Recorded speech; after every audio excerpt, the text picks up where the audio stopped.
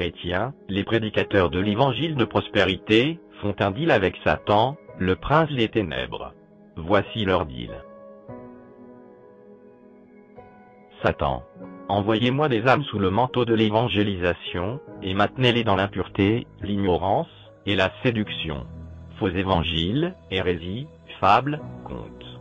Jusqu'à leur mort, et je vous garantirai les richesses marines et terrestres.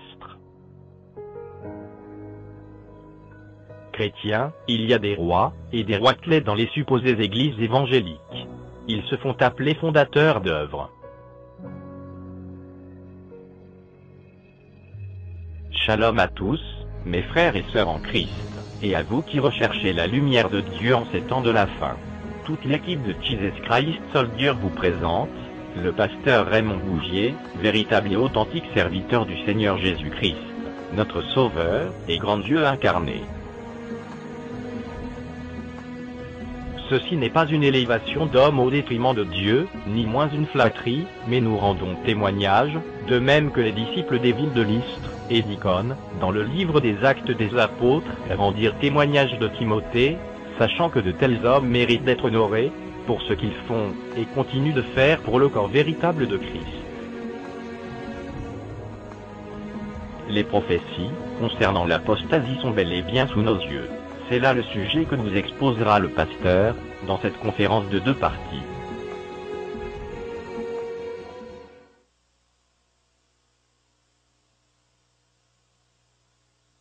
Alors particulièrement, on va se lever, si vous voulez bien, et nous allons sans plus tarder donc commencer ce sujet des plus intéressants à partir de la 2e épître de Pierre, un passage classique, je dirais, ciment, je dirais,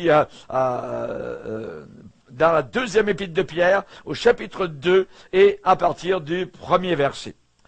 Titre de la conférence, l'Église en crise.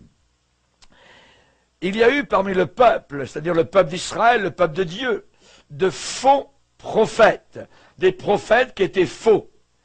Et il y aura de même, il y aura de même parmi vous, c'est-à-dire parmi les chrétiens, au milieu de vous, de faux docteurs, des enseignants qui seront faux et qui introduiront des sectes pernicieuses ou encore des hérésies destructives et qui, reniant le maître qui les a rachetés, attireront sur eux une ruine soudaine. Plusieurs, ça veut dire, quand le mot plusieurs dans la Bible, ça veut dire beaucoup de personnes. Plusieurs les suivront dans leur dissolution. Et la voix de la vérité sera calomniée à cause d'eux. Par cupidité, voilà le motif, par amour d'argent, ils trafiqueront de vous. Ils feront de vous une monnaie d'échange, un trafic. Par cupidité, ils trafiqueront de vous au moyen de quoi? De paroles trompeuses. Des paroles qui sont fausses, des paroles qui trompent, qui séduisent. Eux que menace depuis longtemps la condamnation et dont la ruine ne sommeille point. Amen. Père, nous voulons te bénir et te glorifier pour le privilège que nous avons d'entrer dans les parvis célestes de la sainteté et de la puissante parole divine. Cette parole, Seigneur, qui ne passe pas. Te demandons de la bénir à nos cœurs dans le nom puissant de Christ et pour tous ceux et celles qui, sur les 5 continents du monde, écoutent ta parole. Au nom de Jésus, notre seul et unique Sauveur, crucifié, enterré, ressuscité et glorifié à la droite du Père. Amen. Et tout le peuple dit Amen. Amen. Gloire à Dieu. On peut s'asseoir, frères et sœurs, chers amis. Le passage que nous venons de lire est actuellement à l'écran. Plusieurs les suivront dans leur dissolution. Ce qui veut dire beaucoup de personnes vont suivre le mauvais chemin, vont suivre les faux docteurs. Là, on était avertis. Qu'est-ce qui se passe actuellement? C'est qu'on est en train de déifier l'homme, de mettre l'homme, de monter l'homme à la hauteur de Dieu. Contexte. Imaginez que vous êtes dans une librairie chrétienne et vous regardez les livres qui sont là, supposément tous chrétiens, et vous tombez sur les best-sellers, c'est-à-dire les livres les plus vendus, et vous commencez à ouvrir et vous lisez dans ces livres des déclarations comme celle-là. Vous n'avez pas un Dieu en vous, vous êtes vous-même un Dieu. Ou encore, Dieu ne peut absolument rien faire sur la terre à moins que nous lui donnions la permission. Ou encore, Satan a vaincu Jésus-Christ à la croix. Ou encore, si vous êtes pauvre financièrement, c'est que vous êtes sous la malédiction. Vous lisez ça dans les librairies chrétiennes. Ou encore, il n'y aura aucune maladie pour le chrétien, même pas un mal de tête, même pas un problème de sinus, même pas un mal de dents, rien. Qu'allez-vous répondre? Amen. Les générations passées de chrétiens auraient été choqués devant de tels blasphèmes.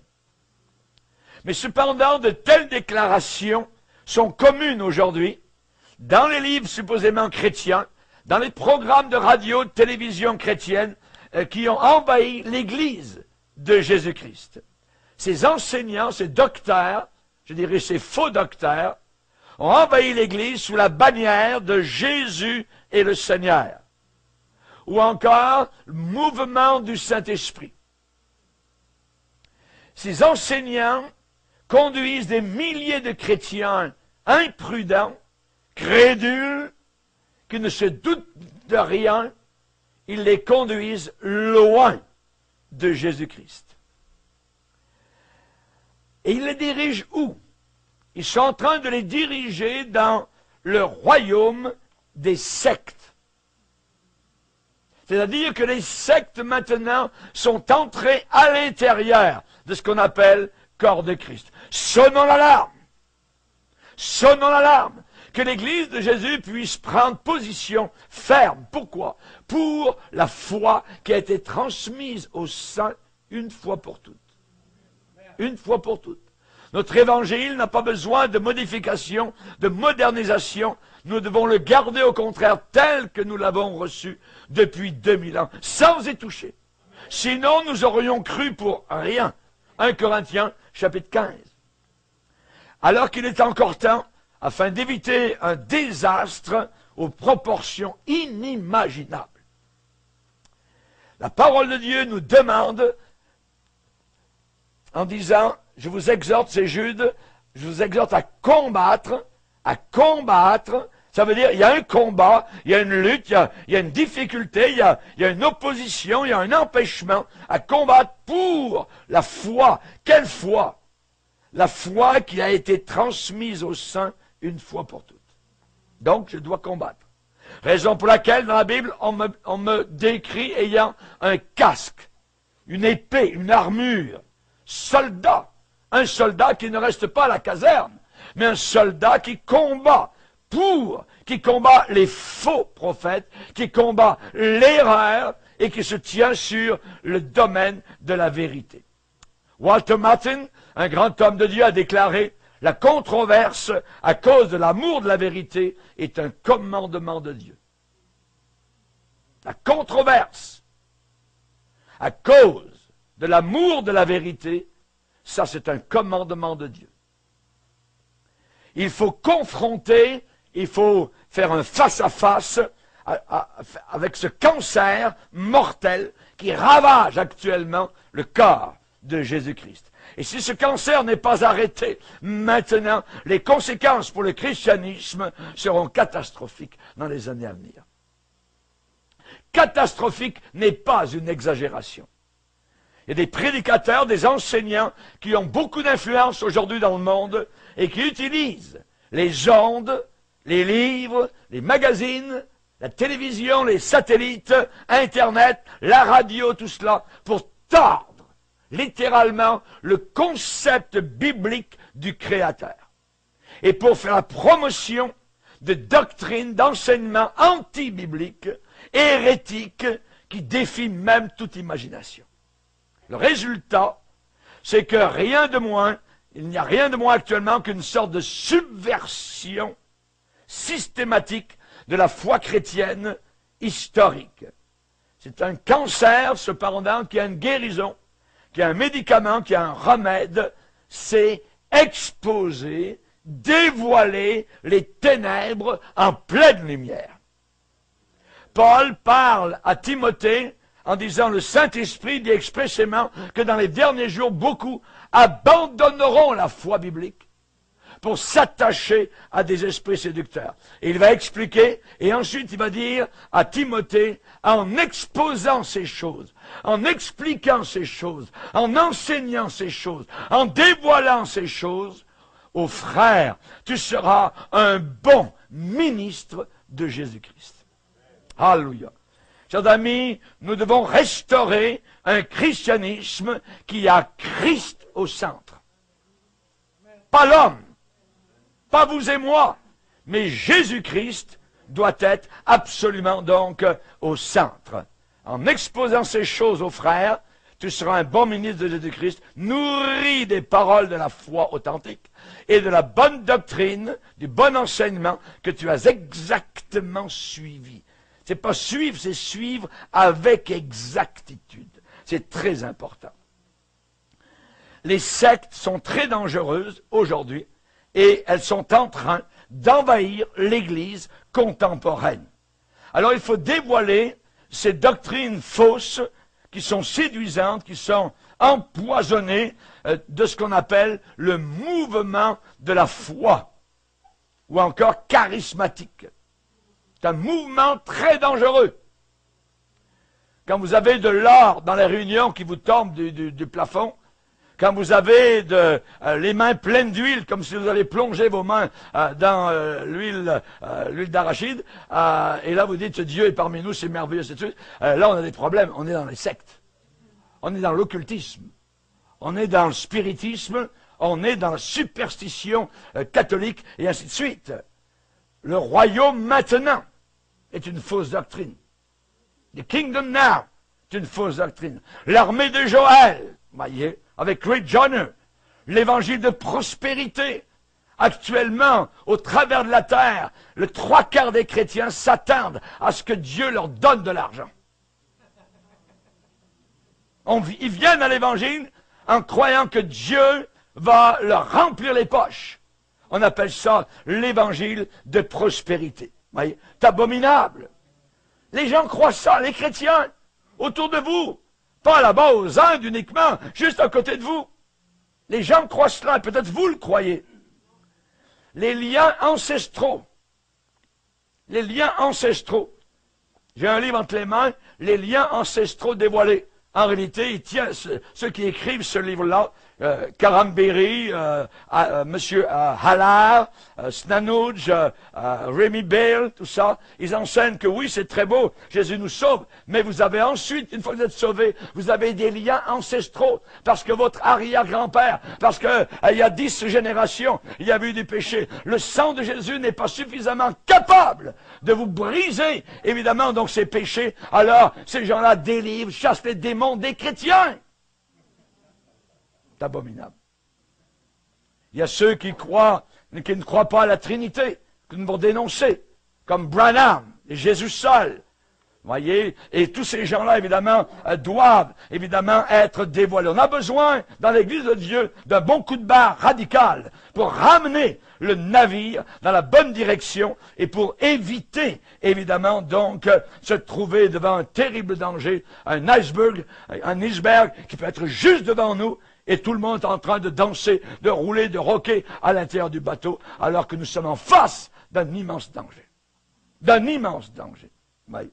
Jérémie, Dieu parle au travers de Jérémie, et dans Jérémie chapitre 6, le Seigneur dit, placez-vous sur les chemins, regardez, demandez quels sont les anciens sentiers. Aujourd'hui, les gens veulent savoir les nouveaux sentiers. Qu'y a-t-il de nouveau? On veut des nouveautés dans l'Église. La Bible dit le contraire. Demandez quels sont les anciens sentiers. Quelle est la bonne voie et marchez-y. Résultat, si vous marchez dans ces anciens sentiers, eh bien, vous trouverez le repos de vos âmes. Alléluia. Mais ils répondent, nous n'y marcherons pas. On n'en veut pas. On n'en veut plus. Dieu dit, j'ai mis près de vous des sentinelles. Soyez attentifs au son de la trompette. Mais ils répondent, nous n'y serons pas attentifs. Que les gens écoutent ou qu'ils n'écoutent pas, cela n'a pas d'importance. Il faut annoncer la vérité. Amen. Parce que nous sommes sous mandat, évidemment, donc du Seigneur. Dans Ézéchiel, au chapitre 33, le Seigneur va parler du rôle, évidemment, donc, de la sentinelle. Et particulièrement, il va dire, eh bien, avertis. Avertis mon peuple. Avertis. Si la sentinelle voit venir le danger, voit venir l'iceberg, qui est là, juste devant, voyez, sonne la trompette. Avertis le peuple. Et si celui qui entend le son de la trompette ne se laisse pas avertir, et que l'épée, que le naufrage vienne le surprendre, son sang sera sur sa tête. Il a été averti et n'a pas voulu se laisser avertir. Chers amis, j'aimerais, durant cette soirée, vous expliquer. Nous avons aujourd'hui, actuellement, la First Church of Chrislam. Chrislam, c'est le christianisme relié à l'islam. Voyez, c'est abominable. Le message d'aujourd'hui dans cette église, regardez, move over Jesus. Jésus, pousse-toi, tasse-toi Jésus, Mohammed is coming in. Mohammed s'en vient. C'est Mohammed qui arrive. Voyez. Et ça, c'est un mouvement qui commence aux États-Unis, d'Amérique. On a Chrislam, on a la psychologisation, les psychologues à l'intérieur de l'Église pour régler vos problèmes familiaux, ainsi de suite. On a les chrétiens qui sont supposément possédés de démons. C'est abominable, voyez. Comment Christ peut-il cohabiter avec un démon dans le même cœur? Jamais de la vie, voyez. Il y a ceux qui croient que nous sommes actuellement dans le millénium. Quelle sorte de millénium, voyez? Vous avez qu'à lire la description du millénium dans Ésaïe. Hein, et regardez autour de vous, vous allez voir, vous n'êtes pas dans le millénium. Ouais. Mais ils croient ça quand même. Je ne sais pas par quelle ficelle, par quel manœuvre, par quel, je dirais, ils arrivent à cela, mais évidemment, on sait que c'est dangereux. Ils sont éloignés des anciens sentiers. La Bible parle très bien des anciens sentiers. Les anciens sentiers, c'est là qu'on a le repos de nos âmes. J'ai mis près de vous des sentinelles. Sentinelles, voyez, la sentinelle avertie. Il y en a besoin aujourd'hui d'être des églises sentinelles pour avertir le danger donc qui est en train de se propager. Alors particulièrement, j'aimerais vous expliquer. Laissez-moi vous expliquer. Depuis quelques années, il y a des multitudes de gens qui se disent chrétiens évangéliques. Ils se disent chrétiens évangéliques. Et ils ont adopté une façon de voir les choses de Dieu, une manière de ce que signifie être chrétien, mais d'une manière totalement tordue, d'une manière totalement faussée et déformée. Et le plus alarmant, c'est que des millions de personnes sont empêchées de considérer avec sérieux les déclarations de Jésus-Christ. Parce qu'ils pensent, en regardant cette église cirque, que le christianisme est une belle farce, que le christianisme est une escroquerie d'argent. Ils pensent que le christianisme est une duperie, une supercherie, sous la bannière de Jésus et Seigneur. Vivre comme l'enfant d'un roi. Dieu m'a dit ceci. Dieu m'a dit de te dire, et ainsi de suite. Des multitudes autour de nous sont dupées, sont bernés, sont embobinés, sont escroqués, abusés, donnés dans un fil de soie. Par un évangile de cupidité. Vous donnez, mais supposément on vous promet que vous allez recevoir de Dieu 100 fois plus. Et les gens croient, ils embrassent des doctrines qui proviennent directement des sectes métaphysiques. Ils ne le savent pas. Quand Jésus a dit à la fin des temps, par les signes de la fin, il a dit, prenez garde que personne ne vous séduise. Il n'a pas dit ça à la légère. C'est parce que la séduction va être très forte à l'intérieur du corps de Christ. Plusieurs faux prophètes s'élèveront, a dit Jésus, et ils séduiront des gens, non, beaucoup de gens. Pierre va dire, plusieurs les suivront dans leur dissolution, et la voix de la vérité sera calomniée à cause d'eux. À cause de ces gens-là, la voix de la vérité, ce qui est vrai, sera calomniée. On va dire, vous là-bas, à l'église de Christ, vous êtes une gang d'escrocs, regardez, ainsi de suite. Vous promettez des miracles, des guérisons, il n'y en a pas, ainsi de suite. Un évangile frelaté. Nous avons affaire aujourd'hui à un évangile frelaté. Les gens pensent et croient, sont convaincus que ce qu'ils entendent, c'est la vraie chose. En fait, ils sont en train de se tourner vers quelque chose qui n'est rien d'autre qu'une camelote contrefaite, une falsification, une imitation, un évangile frelaté, une fraude. Les vérités éternelles de la parole de Dieu sont perverties en une mythologie très mauvaise de basse classe. Rappelons-nous, qu'est-ce que la Bible a promis? À la fin des temps, les gens détourneront l'oreille de la vérité. Ce n'est pas les païens, ils n'ont jamais été dans la vérité. Pour se détourner de quelque chose, il faut y avoir été. Donc les chrétiens, ce qu'on appelle chrétiens, détourneront l'oreille de la vérité pour se tourner vers des fables. Les fables, la mythologie, des histoires à dormir debout. On fait croire aux gens des histoires qui n'existent pas. Et les gens croient ça, ils avalent ça, évidemment, comme du bon lait. C'est un évangile empoisonné. Empoisonné. Pendant ce temps-là, la chrétienté est en train de dévaler la pente à toute vitesse, s'élance dans la descente, roule comme un train fou, littéralement aveugle, dans une crise aux proportions inégalées, sans parallèle. On se rappelle de l'acte mégantique en juillet 2013. Je comprends que c'est toute une responsabilité ce que je suis en train de vous enseigner ce soir. Je comprends que ce sera peut-être pour certains très difficile à avaler et je vais vous donner un avant-goût, un aperçu de ce que vous allez entendre dans cette conférence. Et certaines citations peuvent vous sembler tellement excessives, tellement outrageantes, exorbitantes, scandaleuses. Comme si je les avais inventées. Tout ce que je vais dire ce soir, dans les paroles, dans les faux prophètes, je donnerai leur nom, je vais citer parfois ce qu'ils ont dit. Tout cela est vérifiable. Elles sont soigneusement authentifiées.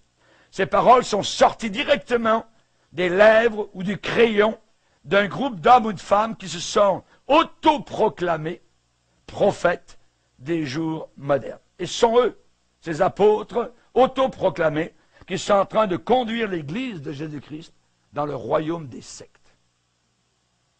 Ne prenez pas juste ma parole, écoutez ce qu'ils peuvent déclarer.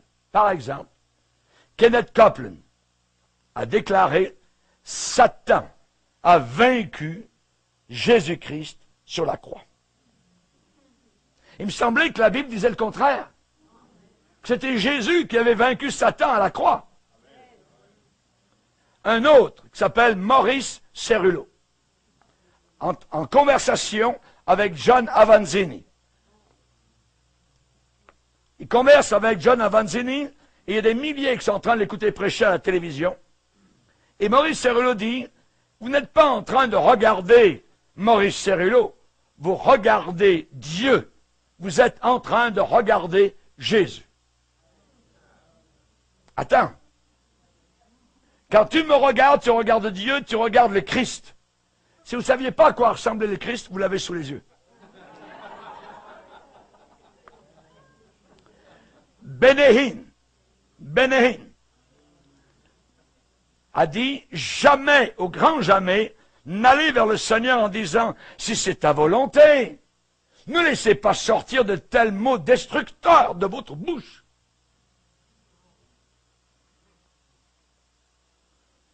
Benehin a dit, on va bientôt amener les cercueils où il y a des cadavres et on va mettre le poste de télévision et à mon émission, et on va placer le bras du mort sur le poste de TV et le mort va ressusciter. Bénin déclare cela. Bénin a déclaré, je maudis ceux qui s'opposent à mon ministère. Où voyons-nous cela dans les Écritures? Ne maudissez pas, bénissez au contraire. Étienne en train de mourir. Père, ne leur impute pas ce péché. Mais M. Bénin, ce faux prophète, maudit ceux qui s'opposent à lui. Un autre, Frederick Price. Frederick Price, monsieur conduit une Rolls-Royce, et quand on lui pose la question pourquoi il a une si belle voiture, il dit « Je suis en train de suivre les empreintes des pas de Jésus. » Frederick Price a déclaré « Il faut que Dieu ait la permission pour œuvrer dans le domaine de cette terre en faveur des hommes. Oui, c'est vous qui avez le contrôle. » Donc, si c'est l'homme qui a le contrôle, alors qui est-ce qui ne le possède plus? C'est Dieu. Monsieur a le contrôle. Et vous allez voir tout à l'heure dans la conférence comment on va s'en aller encore plus loin que ça. Voyez. Frederick Price a dit que Jésus-Christ a pris sur lui la nature de Satan avant la crucifixion. Lui. Et il a aussi, monsieur a aussi déclaré que le Notre Père, la prière qu'on connaît, le Notre Père, n'est plus pour les chrétiens aujourd'hui. Monsieur Kenneth Hagin, un autre faux prophète. Kenneth Hagin a déclaré « L'homme fut créé en termes d'égalité avec Dieu.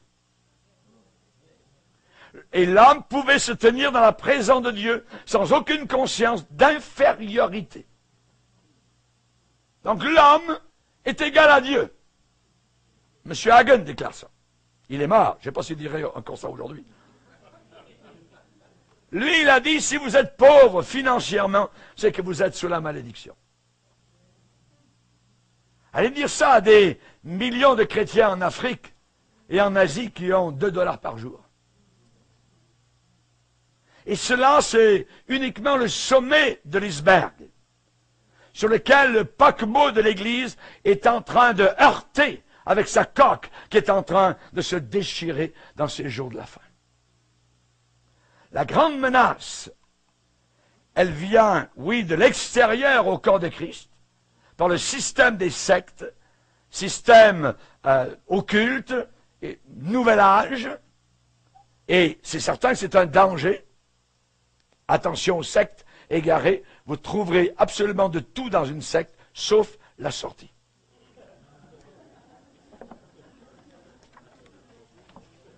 J'ai simplement ici une revue donc sur les sectes, s'unir avec un ange.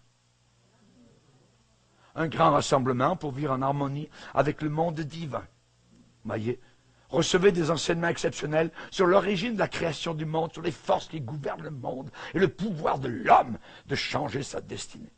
Ce séminaire de célébration de l'archange Raphaël se tiendra à l'équinoxe du printemps. Voyez. D'autres, magie et chamanisme.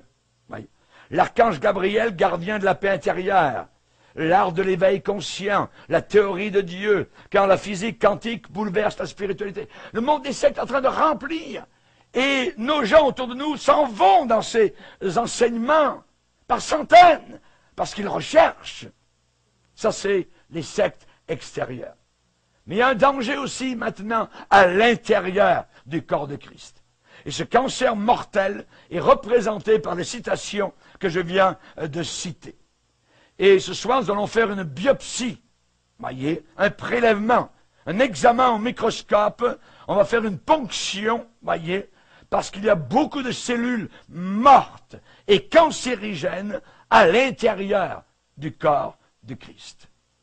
Le vrai Christ, la véritable foi biblique, est maintenant remplacé très rapidement par des substituts empoisonnés qui sont offerts par un groupe d'enseignants qui appartiennent à ce qui a reçu l'étiquette mouvement de la foi. Faith Movement. Et ce cancer est déclenché, provoqué par un menu régulier, par une diète, par une nourriture constante et répétée d'une sorte de christianisme fast-food, malbouffe. Un christianisme du dimanche matin, un petit pablum de 15 minutes, maillé, et évidemment, donc, c'est un christianisme très mince, en surface, superficiel, très peu profond en substance, tel que la Bible a déclaré, à la fin des temps, les chrétiens auront l'apparence de la piété, mais en renieront ce qui en fait la force. Les dispensateurs de cette nourriture spirituelle cancérigène se servent des ondes, des livres, des CD, DVD, Internet. Ils ont une très belle représentation, avec des revues en papier glacé. Glacé.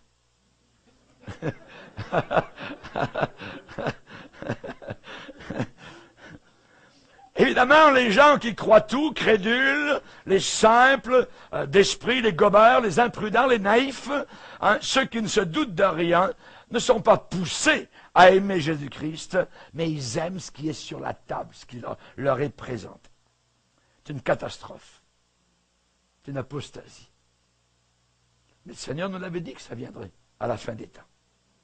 Et ça a des implications très graves sur la foi chrétienne historique. Le Seigneur a déclaré une prophétie dans Amos en disant qu'il y aurait à la fin des temps une famine de la véritable parole et une soif de la véritable parole du Seigneur.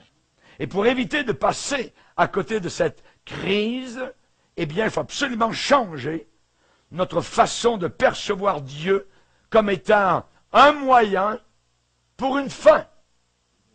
C'est-à-dire se servir de Dieu pour avoir de l'argent dans les poches, pour être guéri, pour tout ça, une sorte de Père Noël que nous avons inventé, qui fait selon nos désirs, comme on veut, quand on veut et comme on veut. Il n'y a pas de problème.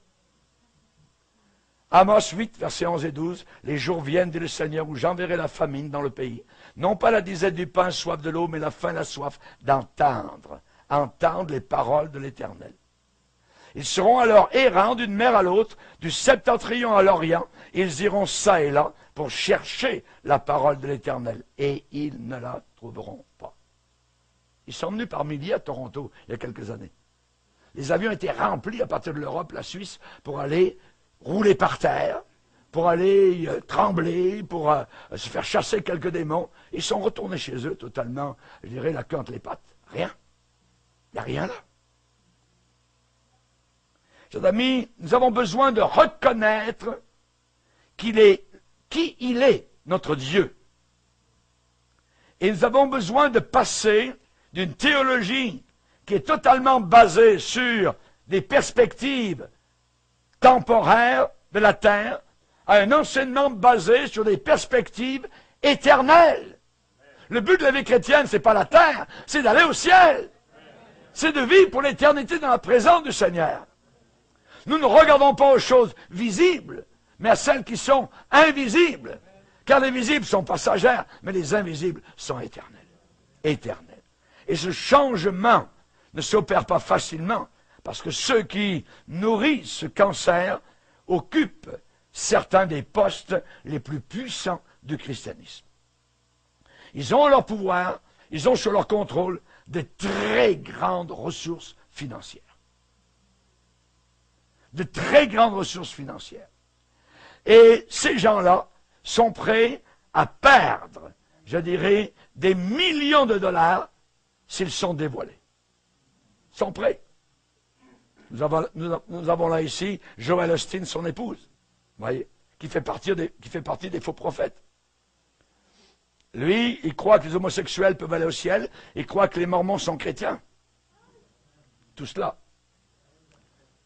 L'enjeu est tellement grand que ceux qui plongent, je dirais, le christianisme dans cette crise, sont prêts à faire et à dire n'importe quoi pour faire taire, pour réduire au silence toute opposition et gagner des supporters.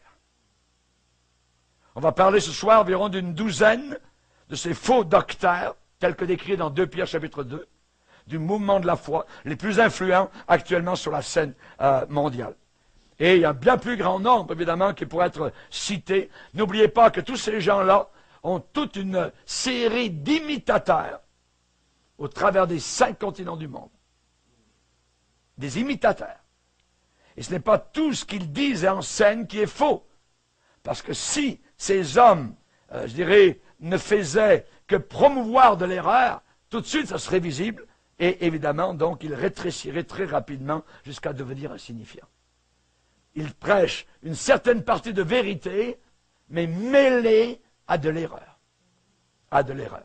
Et parfois, il est possible de regarder à la télévision, Internet ou sur DVD 15 minutes ces gens-là. Et se demander en disant, mais voyons, où est l'erreur? Tout ce qu'il vient de dire est correct. Qu'est-ce qui cloche? Parce qu'il est possible de ne rien voir et entendre qui soit digne de censure. Mais, c'est ce qui arrive à la minute 16. Pendant 15 minutes, tout est correct. Mais parfois, à la minute 16, la minute 21, ainsi de suite, tout d'un coup, ça vous fait lever sur les talons. Qu'est-ce qu'il est en train de raconter? Voyez? Pourquoi ce mouvement de la foi est tellement dangereux qu'il faut réagir par rapport à ce qu'on entend. Ah ben oui, là, c'est une petite erreur, tu sais, Dieu lui a montré ça, mais c'est Dieu. Ah oui, attends. Oui. Ces gens-là, supposément, élèvent le nom de Jésus. Ces enseignements, en même temps, ces enseignants ridiculisent le Jésus biblique et le remplacent par une création de leur propre cru, de leur propre imagination. C'est un autre Jésus. Et Paul nous a avertis. Si quelqu'un vous prêche un autre Jésus, un autre esprit, un autre évangile, qu'il soit maudit, anathème. Je n'aimerais rien de mieux que de passer mon temps à peindre les verts pâturages de la foi biblique et tout ça, en se rafraîchissant, en se plongeant uniquement dans les beaux passages de la Bible. Mais attention, c'est qu'on a un problème, les loups rôdent. Le renard est dans le poulailler. Les renards sont dans le poulailler, voyez. Les loups sont dans la bergerie à l'intérieur. Le bateau vient de heurter un iceberg. L'alerte doit être lancée. Alors, qu'est-ce qu'il faut faire? Eh bien, il faut laisser le pinceau. Il faut laisser le pinceau, voyez, et prendre un outil totalement différent, voyez, une épée, et se battre, combattre pour la foi. C'est pas un devoir très agréable, se battre, combattre, voyez, c'est pas une tâche très agréable, mais ça doit être fait. Ça doit être fait. N'oubliez pas, les loups rôdent dans le paysage, dans les parages. Et évidemment, donc, c'est un devoir. Et si je refuse cette tâche biblique en faveur d'options plus agréables, eh bien, je suis en train d'abaisser Jésus-Christ, d'amoindrir, de rabaisser l'Église qui s'est acquise par son propre sang. Quand vous avez des gens qui sont en avant, disent « Oh, le Saint-Esprit là-bas dans le coin, allez-y, tata. » Et les gens courent là-bas. Après, non, il est ici dans le coin. Mais qu'est-ce qu'on est en train de faire? On est en train de faire de l'Église de Dieu un cirque. Les gens croient n'importe quoi, sont crédules. On les mène par le bout du nez jusqu'aux portes de l'enfer. Jusqu'aux portes de l'enfer. Le diable ne rigole pas. C'est rabaisser Christ et son Église. Il se l'est acquise par son propre sang. Et aujourd'hui, l'Église de Dieu, les faux prophètes sont arrivés ici, en avant.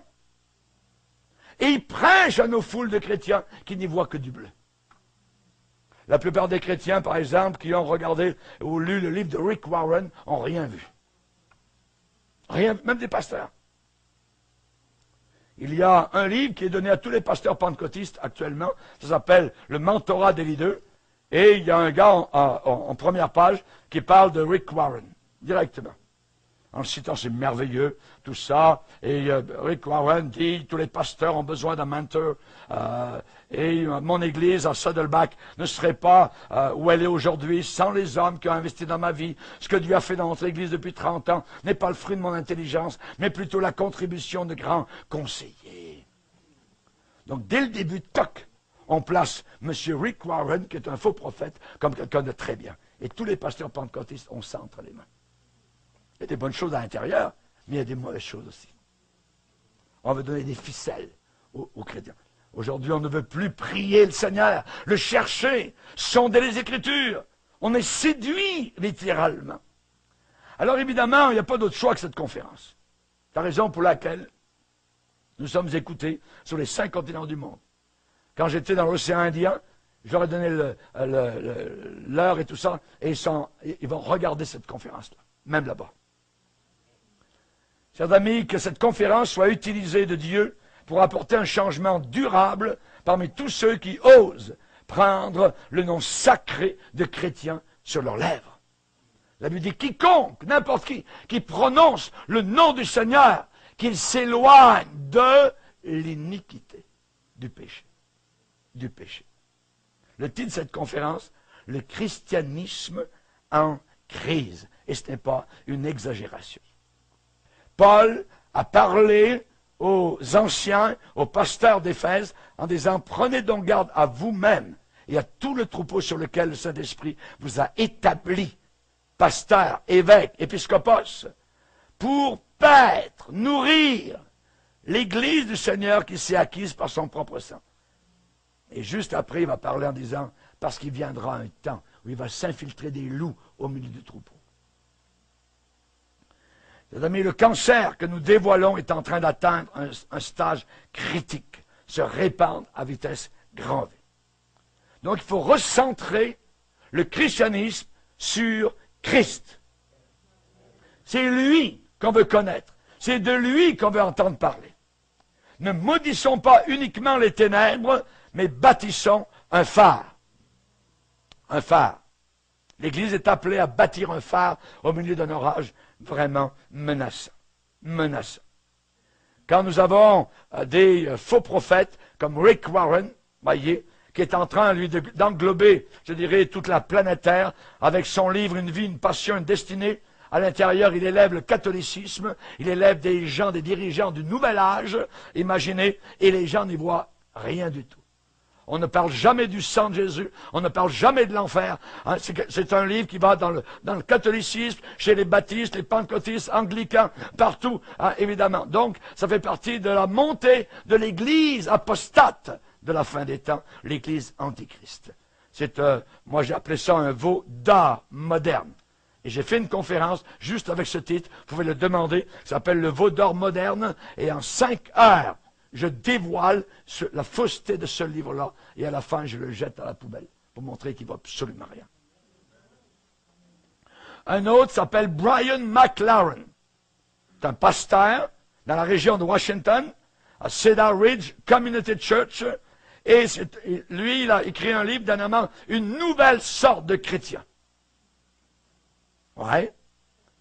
Il avait un fils, et le jour du mariage de son fils, c'est lui qui a officié. Et son fils est marié avec un autre homme. Dans son église. Et cet homme-là passe pour un grand homme. Aujourd'hui, McLaren, donc Brian McLaren. Il a un titre de livre, Faire le ministère dans la matrice postmoderne.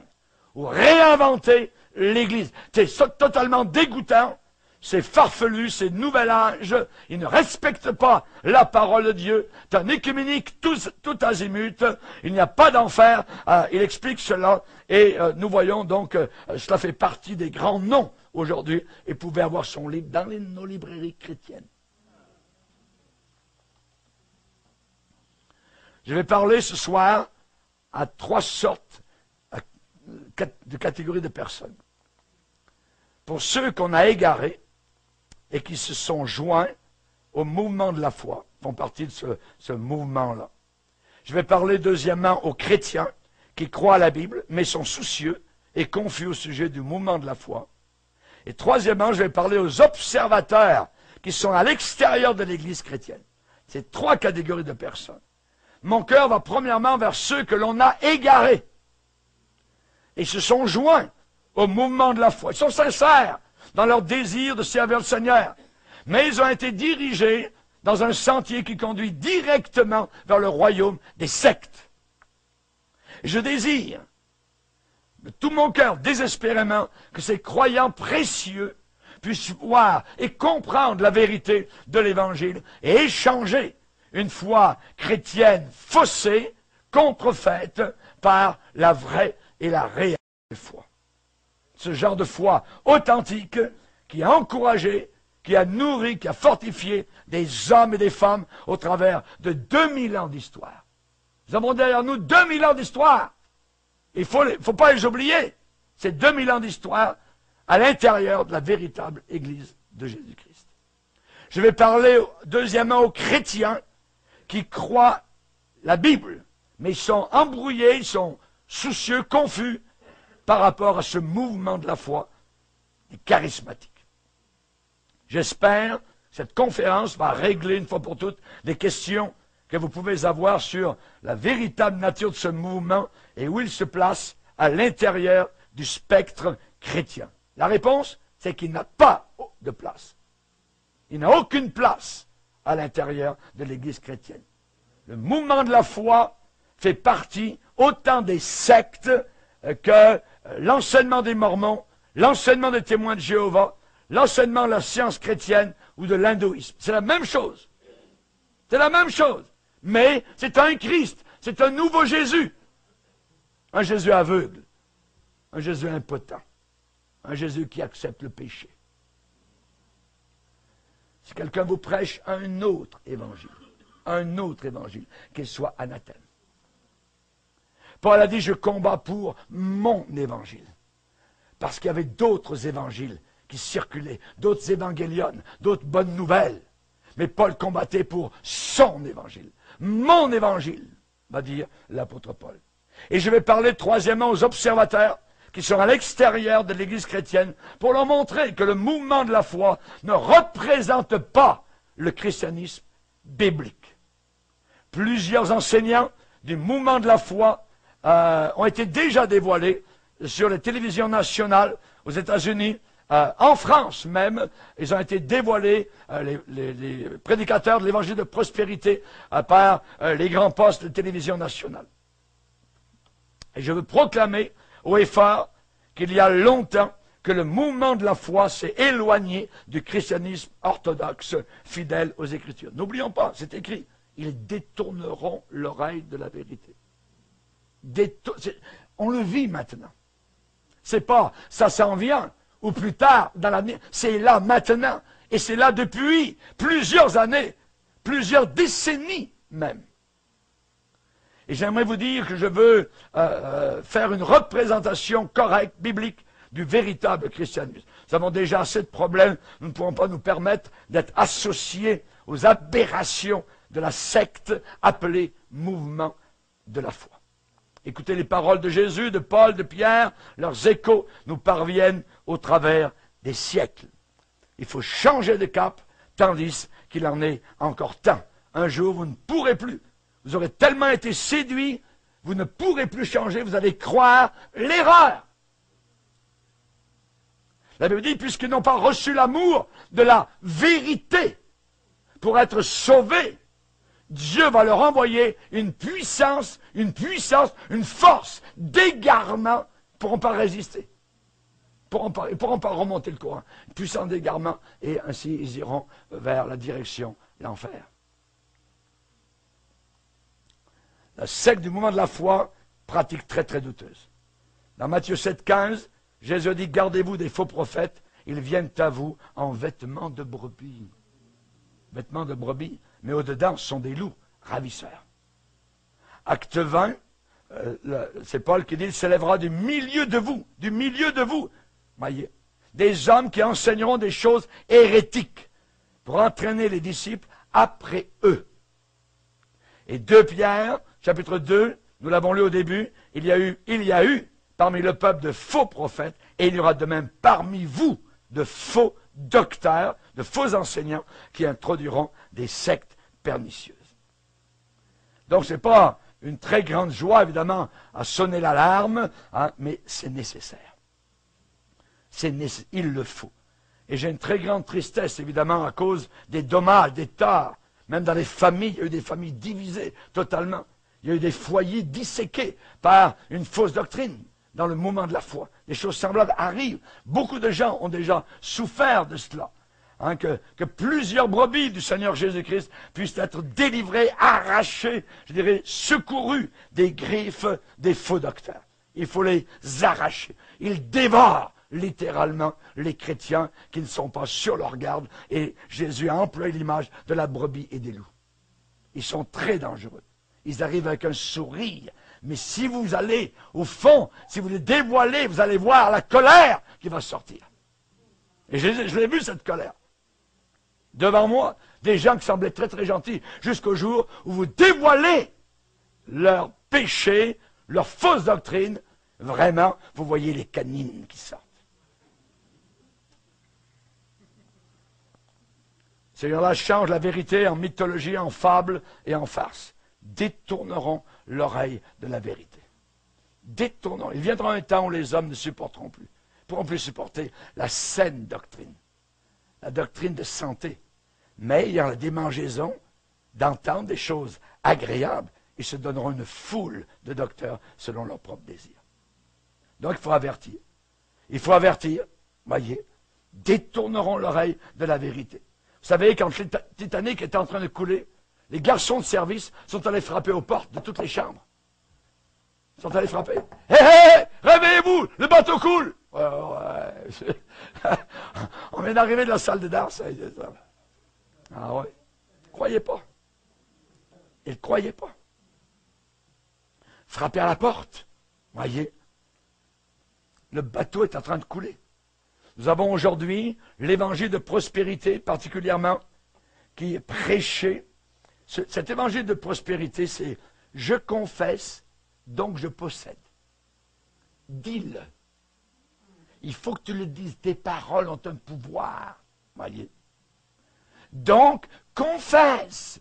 Et ne confesse jamais rien de négatif. Non, là, ça va être terrible. Mais ma Bible, elle confesse beaucoup de choses négatives. Elle est remplie de choses négatives. Mais ils sont dans le yang, le yin, le haut, le bas, le plus, le moins, le positif, le négatif. Bon, laisse tomber ça.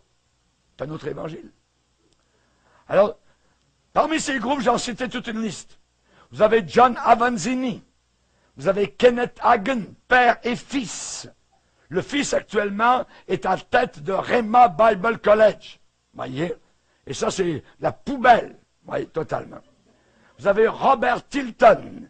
Vous avez Kenneth Copeland, Marilyn Hickey, Benny Hinn, Yonggi Cho, Charles Capps, Jerry Savelle, Maurice Cerullo, Paul Crouch de TBN, Rick Warren, Bill Ebel de Chicago. Imaginez, même Charles Capps nie la préexistence de Jésus-Christ. Un blasphémateur. C'est ridicule. Tous ces gens-là tordent la parole de Dieu. On appelle cela dans la Bible un feu étranger. Lorsque Nadab et Abihu ont amené un feu étranger devant le Seigneur, ils sont morts sur place. Et quand vous touchez à ce faux feu, vous commencez à mourir. Raison pour laquelle les chrétiens n'ont plus de la victoire. Parce qu'ils croient toutes sortes d'idées, ils ont toutes sortes d'évangiles dans la tête qui ne correspondent plus à l'évangile simple de Jésus-Christ. Que personne ne vous éloigne de la simplicité de Jésus-Christ. Il n'y a rien de compliqué avec Jésus. Éprouvez les esprits pour savoir s'ils sont de Dieu. Éprouver les esprits, ça veut dire poser des questions. C'est pas demander aux gens, hé, démon intérieur, comment tu t'appelles? Bon, aïe. Jésus n'a jamais fait ça, ni les apôtres. Éprouver les esprits, ça veut dire poser des questions à la personne. Éprouver l'esprit de la personne. Qu'est-ce qu'il y a dans son coco? Première question, posez-vous, est-ce que ce ministère exalte, élève le vrai Jésus? Deuxième question, est-ce que ce ministère s'oppose à la mondanité, à l'amour du monde et prêche contre le péché?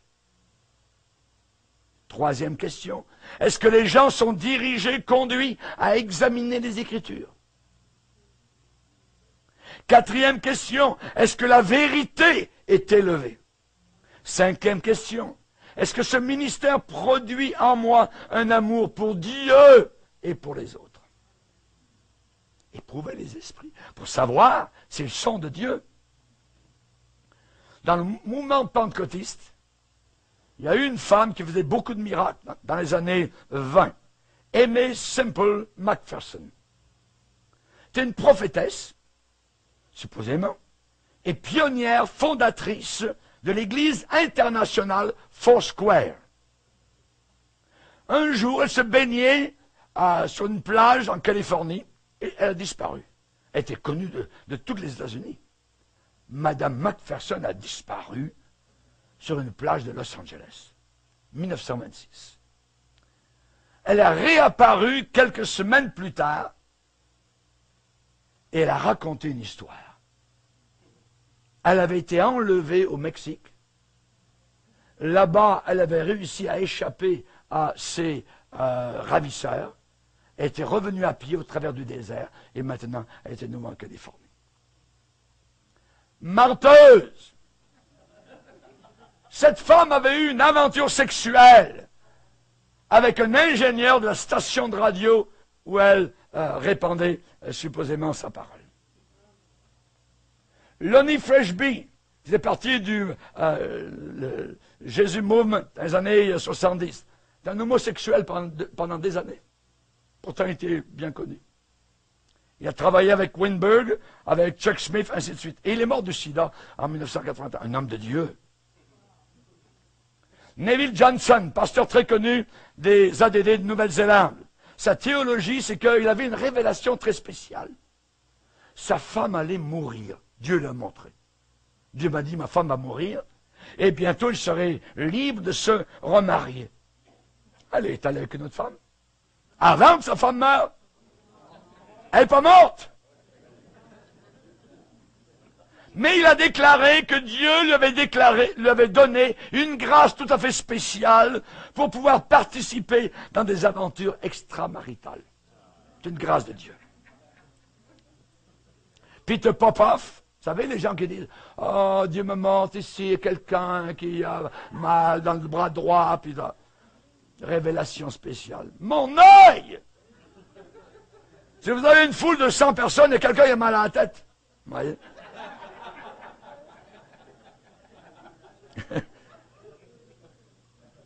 Peter Popoff avait des révélations spéciales. Combien de temps il me reste?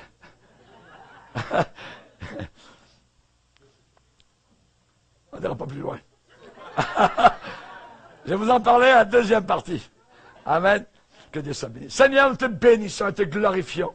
Aide-nous, Seigneur, à marcher droit avec toi, dans la pureté, dans la sainteté et dans la sainte doctrine. Nous te demandons, Seigneur Jésus, que ton Saint-Esprit nous protège et nous garde dans ces jours difficiles, ces jours de séduction. Au nom de ton Fils Jésus. Amen. Et tout le peuple dit? Amen. Amen. On va se lever ensemble, frères et sœurs. Alléluia. Gloire à Dieu.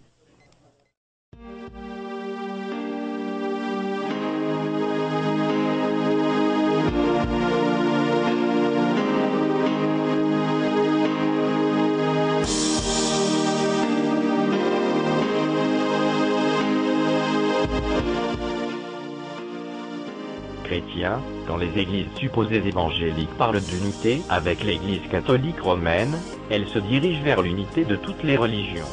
Car, les amis de mon ami sont mes amis.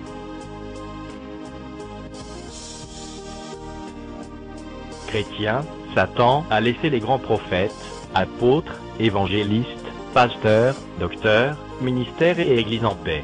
Ce qui semble bizarre, est qu'il est en furie contre l'épouse de Jésus-Christ et ses apôtres, prophètes, évangélistes, pasteurs et docteurs authentiques. Chrétiens, tous ceux qui n'ont pas et qui ne veulent pas avoir le Saint-Esprit ne pourront pas distinguer le vrai du faux, la vérité de l'erreur, en ces temps obscurcis, ténébreux et difficiles de la fin.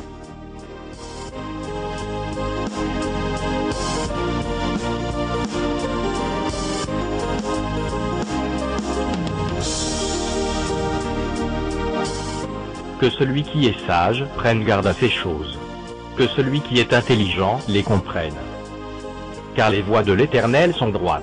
Les justes y marcheront, mais les rebelles y tomberont.